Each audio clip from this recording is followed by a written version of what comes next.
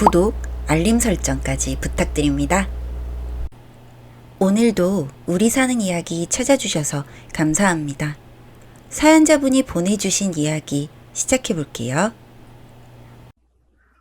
안녕하세요. 저는 40대 직장인입니다. 얼마 전 너무 어이가 없는 일을 겪게 되었네요.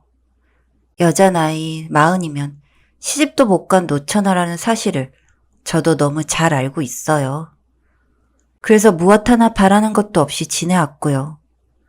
결혼 하나를 포기한 덕분에 그래도 작은 회사를 하나 운영하며 사장님 소리를 들으며 지내고 있어서 나름 만족하고 있었습니다. 하지만 저 하나만의 만족으로 살 수 없는 게 인생이잖아요. 저희 부모님은 늘 본인들이 나이가 들어가는데 저보고 왜 그렇게 생각도 없이 결혼도 안 하냐고 타박을 하시고, 제가 35 무렵만 하더라도 나이가 많은 노처녀라고 남자를 소개도 안 시켜주던 주변 지인들은 40이 되고 회사 사장이 되고 나니 본인들이 아는 남자를 앞다퉈 소개시켜 주겠다고 합니다. 그 속이야 뻔하죠. 중매를 해주고 중매비를 받으려는 뻔한 속내. 저는 결혼은 굳이 안 해도 괜찮다는 생각을 30 후반부터 해왔기 때문에 제가 노후에 쓸 돈을 모아두고 여유 있게 지내고 싶었습니다. 제가 운영하는 회사는 한 달에 한 번씩 보육원에 봉사활동을 하는데 거기서 신랑을 만나게 되었어요. 평범하게 직장을 다닌다는 신랑은 올해 봉사활동을 해서 그런지 그 보육원의 선생님들이랑도 제법 사이가 좋았습니다. 거의 1년 정도를 그렇게 마주치다 보니 저희 회사 사람들이랑도 친해져서 봉사활동이 끝나고 같이 밥도 먹게 되었어요. 봉사활동을 하신 지 오래되셨나 봐요?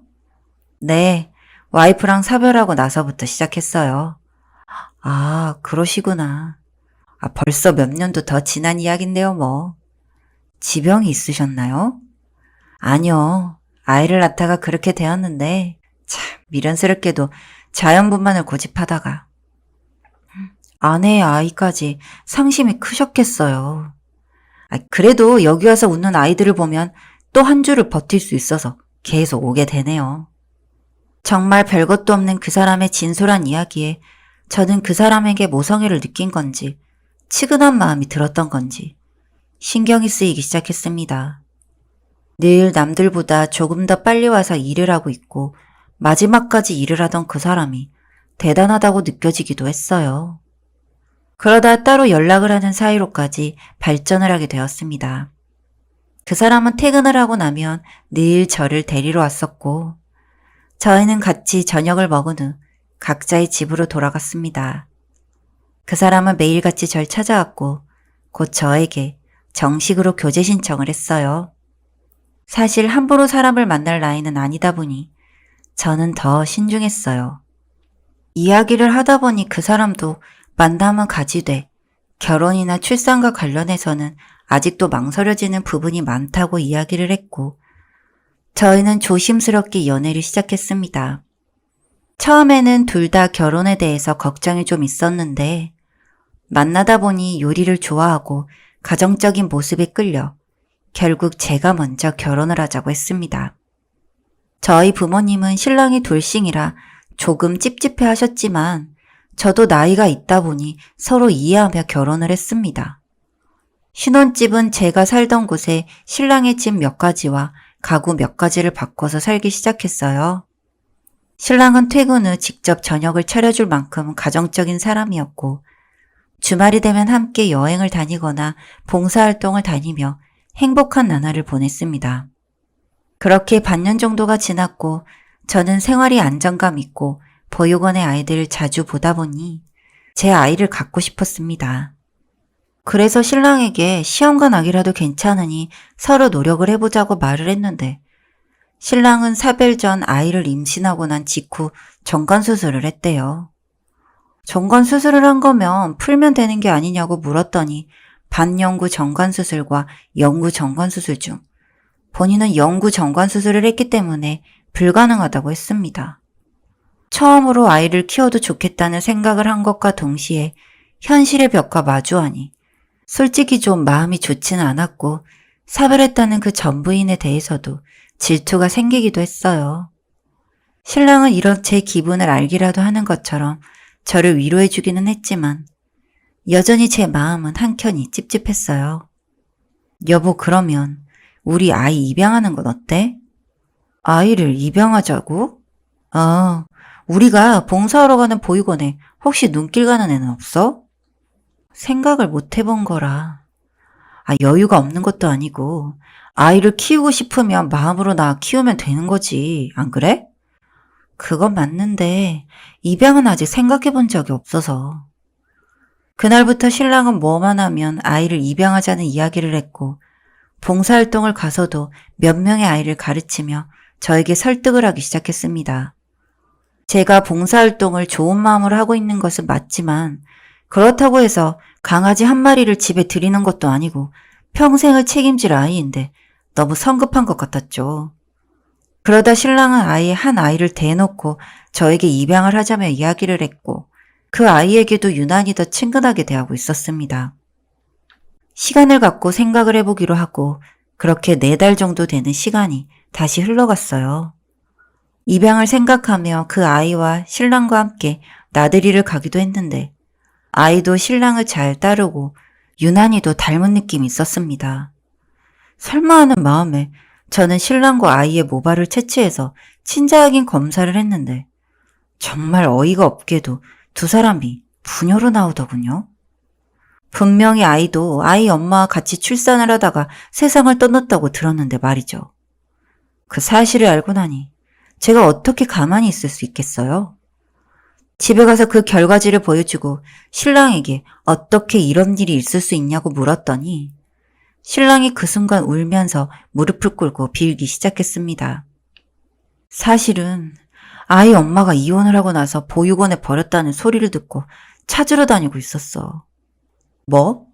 그럼 딸인 줄 알고 있었다는 거네? 근데 내가 어떻게 이제 와서 아빠라고 나서겠어. 그래서 뒤에서 키다리 아저씨처럼 도와주려고 했는데 자꾸 눈에 밟혀서. 마침 우리 나이도 있으니 아이를 갖기 어려울 것 같고 그래도 내 피가 반이 섞였으니 내 자식이기도 하니까 당신이랑 같이 잘 키워보고 싶어서. 그럼 사별도 거짓말이고 아이도 결국 속여서 입양하려고 했다는 거네? 여보, 정말 처음부터 속이려고 했던 건 아니야. 그럼 이게 뭔데? 내가 어떻게 받아들여야 하는 건데? 그냥 좋게 생각해서 기왕이면 내 핏줄 데려다 키우면 좋은 거니까. 이게 무슨 미친 소리인가 싶었고 저는 그대로 집 밖으로 나가버렸습니다. 아무것도 모르는 애한테 어떻게 이렇게 모진 짓을 할 수 있는 건지. 그리고 왜 제가 악역이 되어야 하는 건지 아무것도 알 수 없더군요. 신랑은 계속 애가 불쌍하지 않냐고 하며 저에게 앞으로 엎드려 살 테니 한 번만 용서해달라고 하는데 저도 참 인정머리가 없는 사람인 건지 속았다는 생각에 신랑의 말은 아무것도 들리지 않더라고요. 그런데 결혼 이후 연락도 별로 없던 시아버지가 전화까지 왔습니다. 그래도 우리 핏줄이니 입양해서 잘 키워주길 바란다. 네? 아버님도 알고 계셨어요? 망나니 같은 애랑 결혼하고 이혼한 건 알았지만 애가 있는 건 몰랐다. 그래도 알게 된 이상 어떻게 모른 척 하겠니? 무슨 벌을 받으려고? 그 벌을 왜 제가 무서워해야 하나요?